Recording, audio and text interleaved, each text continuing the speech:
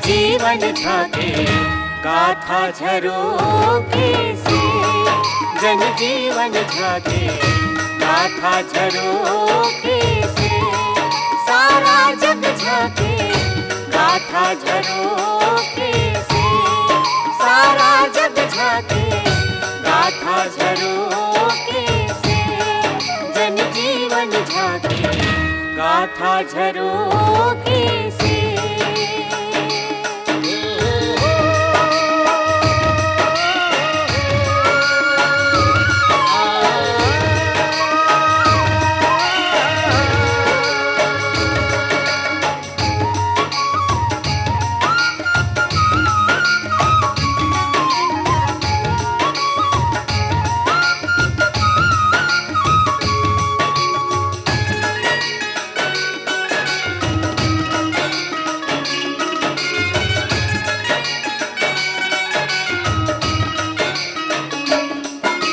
जीवन के सारे रस में है इतिहास की छाया, मानव जीवन की गरिमा को काल पुरुष ने गाया।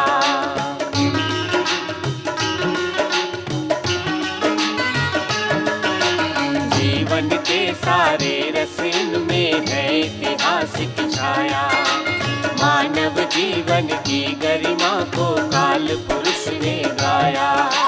झांक रही संस्कृति हो जैसे,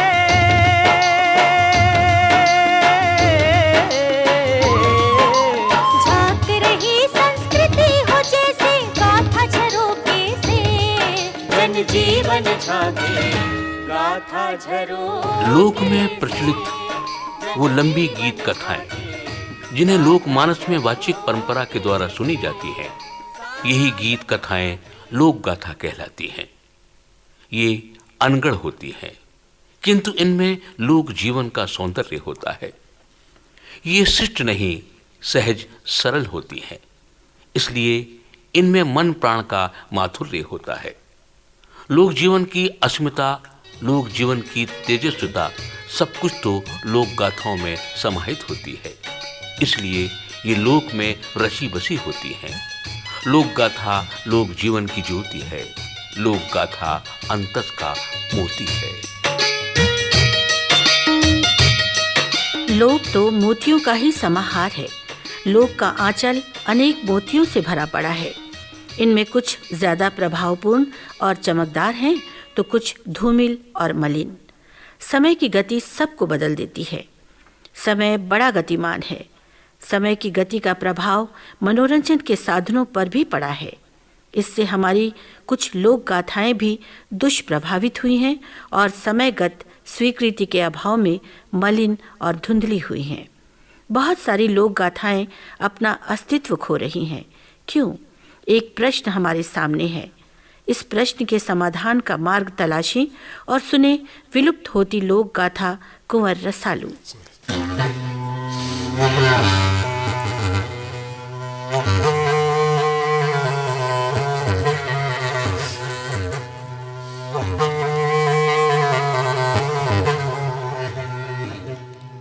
पहले मैं बंदा गुरु गोविंद ला भैया मोर पाँच देव सब सारे हो,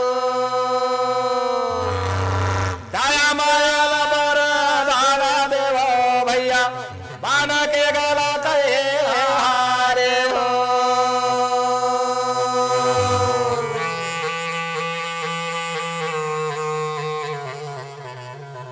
हरे हरे काका ते मुरली बन गा।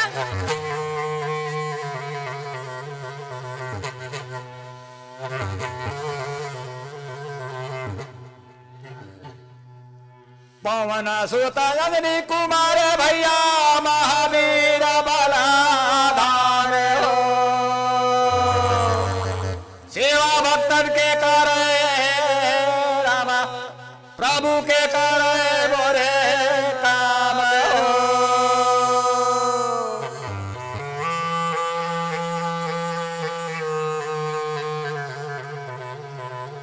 हरे हरे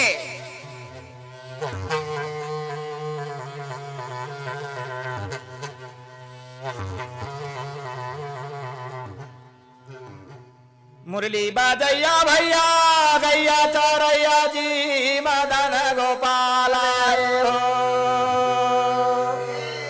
दुर्पति के लाज रखैया भैया वृंदावन के ग्वाल आए हो।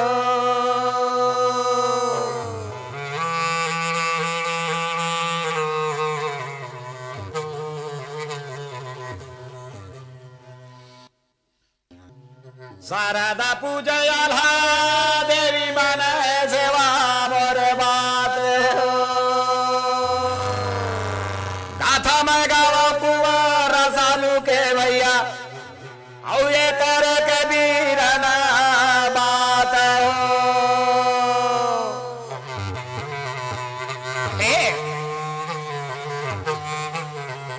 वाह बाबा सिंह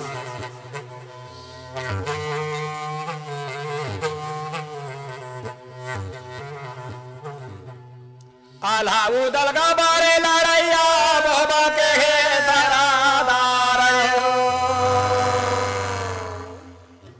कुंवर रसालू मेरा बहादुर है पंछी के करे रखवारे हो।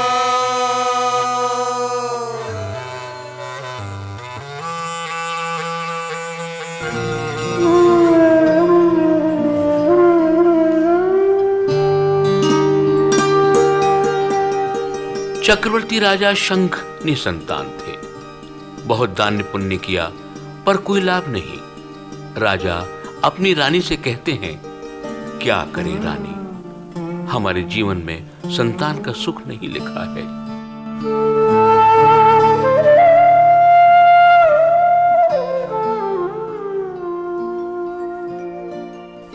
इस पर रानी की प्रेरणा से वे गुरु गोरखनाथ की तपस्या करते हैं। फलतः गुरु गोरखनाथ उन्हें एक फल देते हैं। राजा फल रानी को दे देते हैं। रानी आधा फल दीवान की पत्नी को दे देती है, क्योंकि वह भी संतानहीन थी। फल को आधा आधा रानी और दीवान की पत्नियों ने खा लिया और फल के छिलके को घोड़ी ने। ईश्वर की कृपा से रानी से लड़का, दीवान की पत्नी से लड़की और घोड़ी से उड़ बछेरा घोड़ा पैदा हुआ। राजा शंख का लड़का कुंवर रसालू और दीवान की लड़की साथ खेलते। समवयस्क थे। युवावस्था को प्राप्त होने पर दोनों के विवाह की योजना बनी। पर ये क्या, विवाह मंडप में ठीक 3.5 फेरे होते ही कुंवर रसालू न जाने क्यों रूठ कर उठ गया। उड़न बछेरा घोड़े पर बैठकर कहीं चला गया। दीवान की लड़की के शेष 3.5 फेरे कटार के साथ संपन्न किए गए। दूसरे दिन कुंवर रसालू दीवान के महल के करीब से गुजरता है। दीवान की लड़की उसे नफरत भरी नजरों से देखती है। इधर राजमहल में कुंवर रसालू के प्रवेश के लिए मनाही होती है।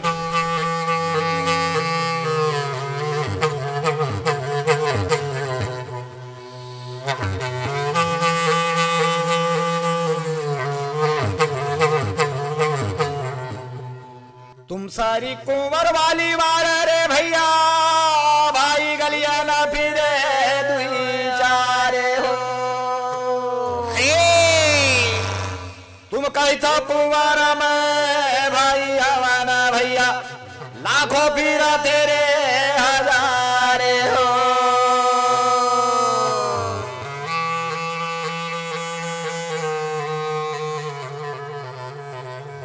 वाह काका ते मुरली बन गा।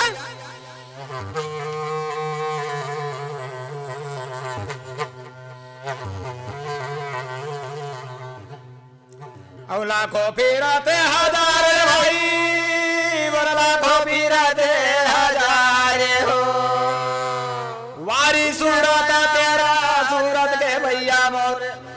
सूरत के बाली बाली जाए हो।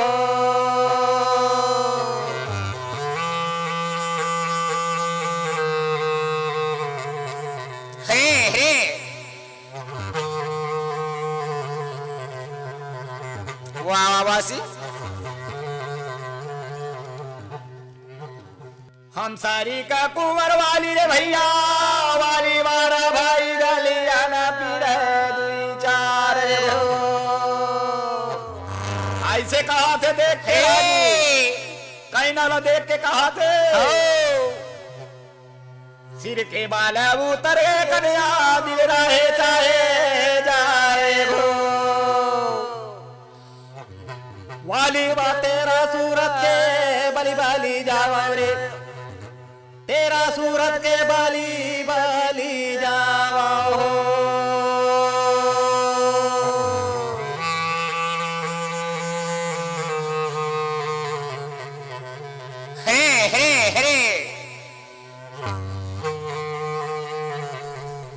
राजमहल आने पर कुंवर रसालू देखता है कि सिंह दरवाजे पर लिखा है कुंवर रसालू दाग दरुहन से शादी करके आए, अन्यथा उसे तोप से उड़ा दिया जाए, क्योंकि उसने विवाह मंडप से उठकर राजा का अपमान किया है।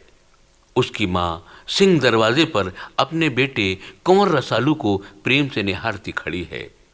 उधर तोप दरोगा तोप लिए खड़ा है कुंवर रसालू को उड़ाने के लिए।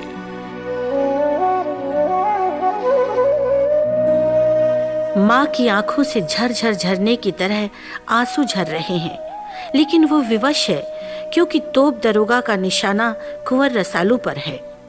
कुंवर रसालू वापस चला जाता है दाग दरुहन से ब्याह रचाने, घने जंगलों को पार करता हुआ समुद्र की ओर। समुद्र किनारे उसे कछुआ मिलता है। कछुआ सोचता है ये कितना सुदर्शन जवान है, मैंने ऐसा सुंदर जवान कभी नहीं देखा, जिसके दांतों में हीरा, पाँव में पद्म और माथे पर मुकुट है। अगर इसे कोई जंगली जानवर खा जाता तो बड़ी अनहोनी होती।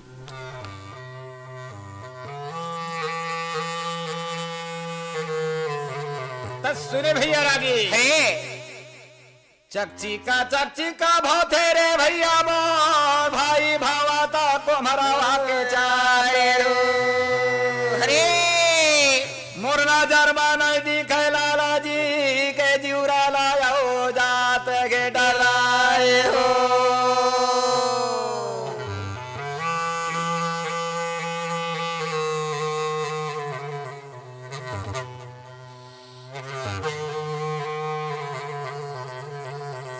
हरे काका की मुरली बन गया।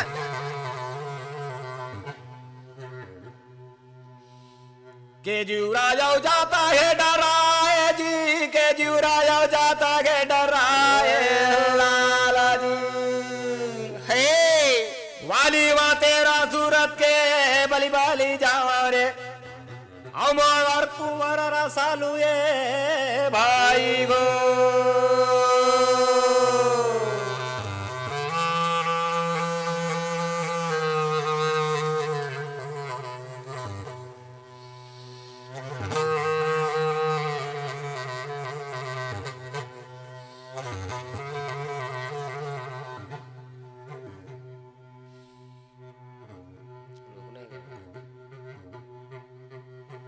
किया तोला करवा कुंदे रे भाई का चाचा ढारे सोनारे हो।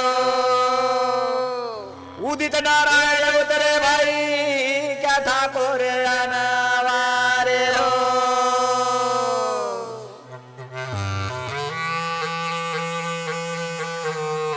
कछुआ अपने आकार को खाट की भांति बढ़ाकर घोड़े सहित कुंवर रसालू को पीठ पर चढ़ाकर समुद्र पार करा देता है। वे दोनों अच्छमगढ़ के राजा के राज्य में पहुंच जाते हैं। राजा की बेटी नवयौवना और सुंदरी है, जो अपने पति से प्यार न कर अपने दीवान के लड़के से प्रेम करती है। दोपहर नदी में नहाती हुई राजकुमारी कुंवर रसालू के रूप सौंदर्य पर मोहित हो जाती है। कछुआ कुंवर रसालू को सावधान करता है, तथा उसे राजकुमारी के चरित्र से अवगत कराता है। कुंवर रसालू कछुआ के कथनानुसार राजकुमारी के पति की रक्षा करता है, क्योंकि राजकुमारी अपने प्रेमी के साथ मिलकर अपने पति की हत्या करना चाहती थी। रात्रि में कुंवर रसालू राजकुमारी की नाक काट लेता है। सुबह जब राजदरबार में सबको हाजिर किया जाता है, तब राजकुमारी का दुष्चरित्र उजागर होता है। तब अच्छमगढ़ के राजा अपनी चरित्रहीन लड़की को फांसी पर लटकवा देते हैं।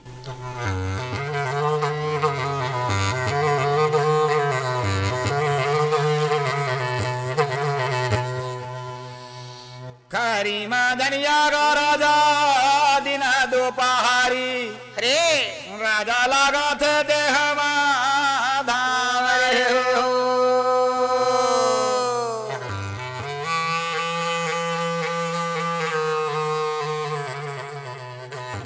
हे हे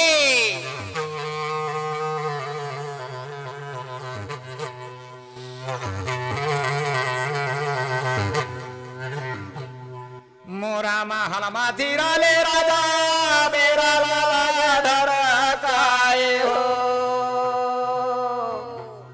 राजा बोरा ले ले ले डार रे वाली में तेरा सूरत के बलि बलि जावा हो।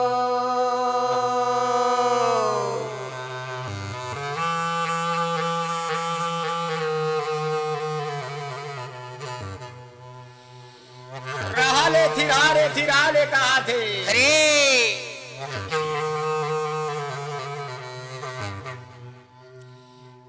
मलमाला काया धोइए हवा रे भाई मोर कनियाला धोले मना के मैल हो। कैसे के बिल मना तो रे कहना है भैया मोर जाता हवा दूसर देश से हो।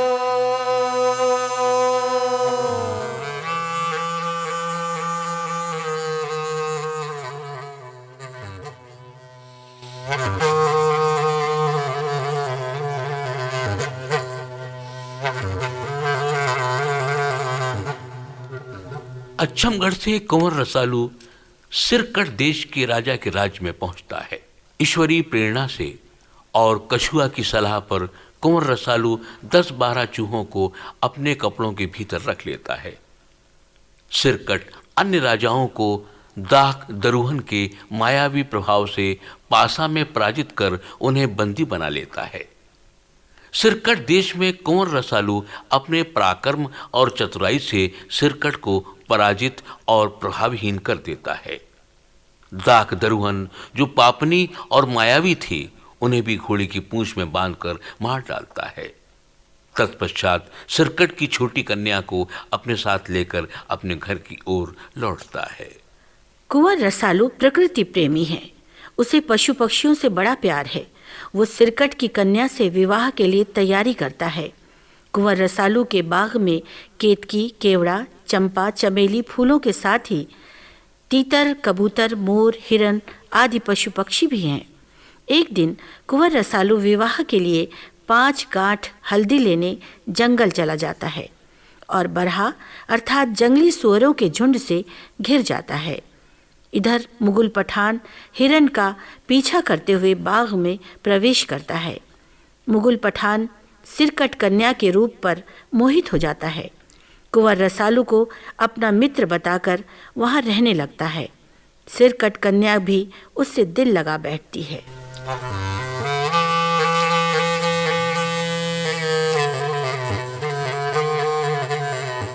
सुने रागी भैया ऐसे जोगासन लगा है। हाँ। हर नाम मिर्गवा के खोजे मरे भैया भाई बैठे आसन मारे हो। पानी पिए मर कुआ के भैया तलपाते मुगल पाथाए हो।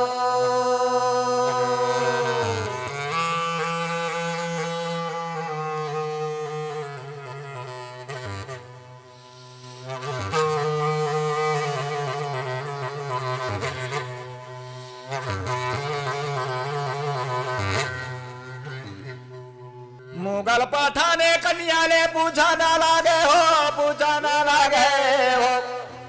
कौन लगाए अमली आमा के पेड़ और कौन लगाए अनारे हो अरे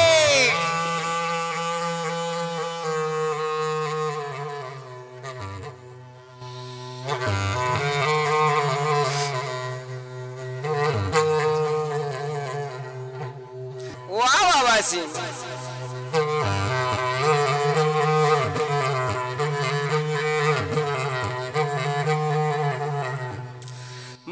ऐसे पूछा लागा थे तब तल दे थे हम कुंवर रसालू के नारी है हमरे आए रंग महल है भाई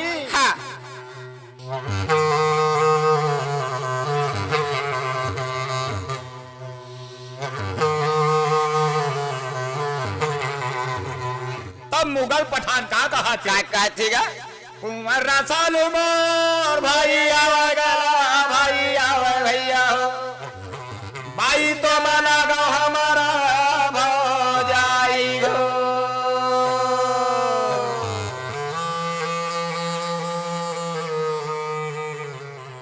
अरे हे का कहते मुरली बनगा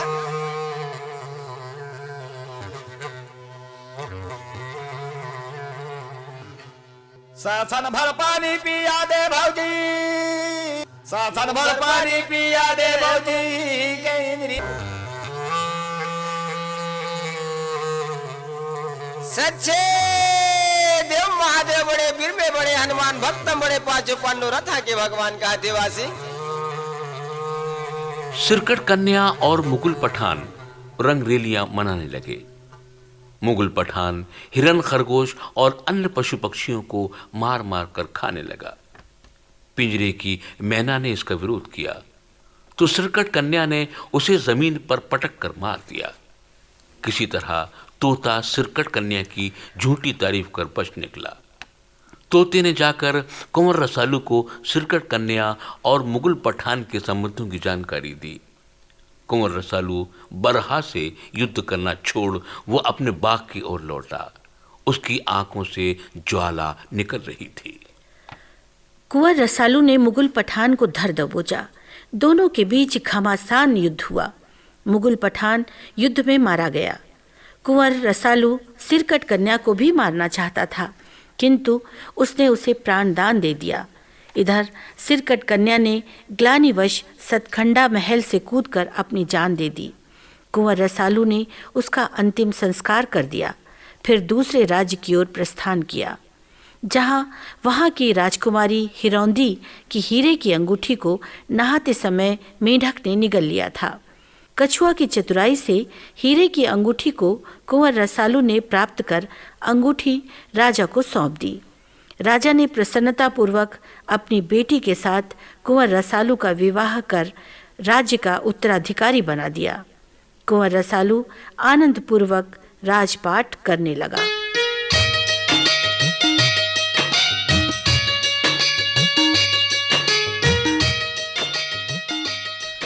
कुंवर रसालू एक विलुप्त होती लोक गाथा है। इसके गाने वाले अब शायद ही मिले। भले ही ये लोक गाथा विलुप्त हो गई है, लेकिन इसमें लोक जीवन का चित्रण मिलता है। छत्तीसगढ़ में मैत्री संबंध पारिवारिक संबंधों से भी ज्यादा प्राणवान है। मैत्री संबंध, जिसे यहाँ मितान कहा जाता है, उसे प्राणपन से निभाया जाता है।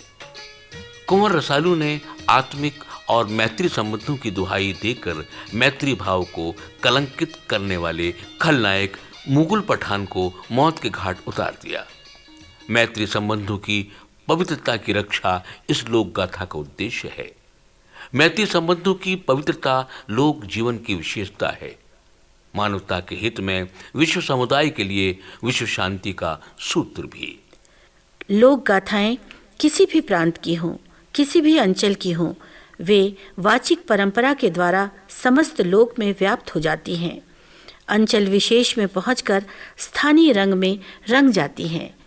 लोक की यही विशेषता है, लोक सबको अपने में समाहित कर लेता है। लोक गाथाओं के पांव नहीं होते, फिर भी ये यात्राएं करती हैं। कुंवर रसालू लोक गाथा इसका प्रत्यक्ष प्रमाण है। कुंवर रसालू का गायन छत्तीसगढ़ से परे अन्य प्रदेशों में भी होता है। अंतर केवल शैलियों का है। ये लोक का ही वैशिष्ट्य है और लोक की जीवंतता का प्रमाण भी। लोक सत्यम है, लोक शिवम है, लोक सुंदरम है, लोक धर्म है, लोक करम है, लोक मरम है।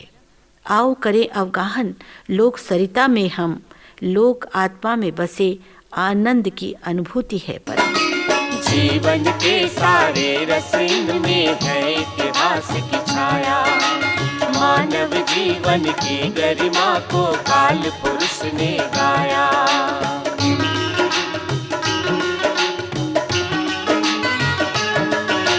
जीवन के सारे रस इनमें है इतिहास की छाया। मानव जीवन की गरिमा को काल पुरुष ने गाया। झांक रही संस्कृति हो जैसे